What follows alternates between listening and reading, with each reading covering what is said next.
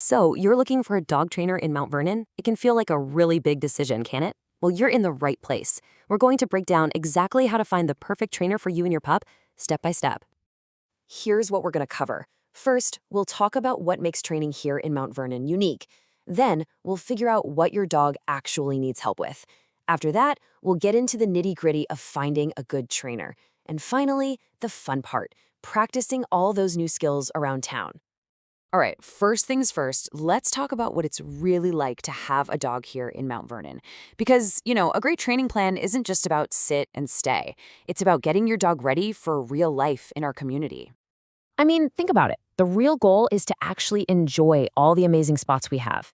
You want to be able to take a calm, relaxing walk along the Skagit Riverwalk, right? With a loose leash, no yanking, no stress. That's what we're aiming for. That's what it's all about.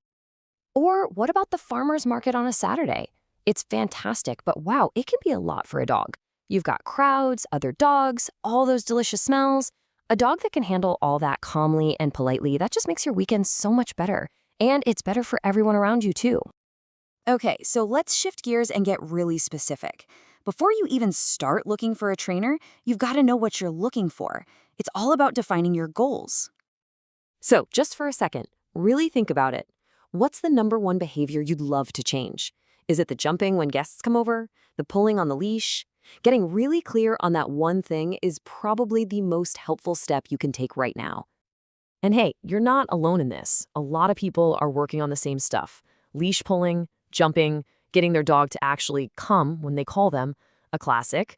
Or maybe you've got a brand new puppy and you just need to start from scratch. Whatever it is, once you name it, finding the right trainer gets so much easier. And you've got options for how the training happens too. Private lessons right in your home are perfect for tackling those at-home problems, like doorbell chaos. Group classes are awesome for teaching your dog to listen even with other dogs around. And then there are things like day training, which can really give you a boost if your schedule is packed. Okay, so you know what you need. Now, let's talk about how to find a real professional. This is where we get into vetting the people you might hire. Probably the single biggest thing to look for is their training philosophy. You really want to find a trainer who uses positive reinforcement. What does that mean? It's simple. They reward the good stuff your dog does, with treats, praise, whatever your dog loves. It's so effective, and it builds a fantastic relationship based on trust, not on fear. Now, here's an interesting thing. Washington doesn't actually have a licensing requirement for dog trainers. That's why looking for certifications is a really good idea. Seeing letters like these after a trainer's name means they've gone the extra mile. They've passed tough tests, and they're serious about keeping up with modern, humane methods. It's a good sign of a true professional.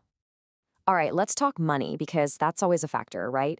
Here's a general breakdown of what you can expect to see for costs around Mount Vernon in 2025. As you can see, group classes are usually the most budget-friendly way to get started. On the other end, something like a board and train program is a much bigger financial commitment, but it can be the right fit for some situations. So when you're talking to a potential trainer, and a lot of them will offer a free call, you want to be prepared. Don't be shy. Ask them straight up.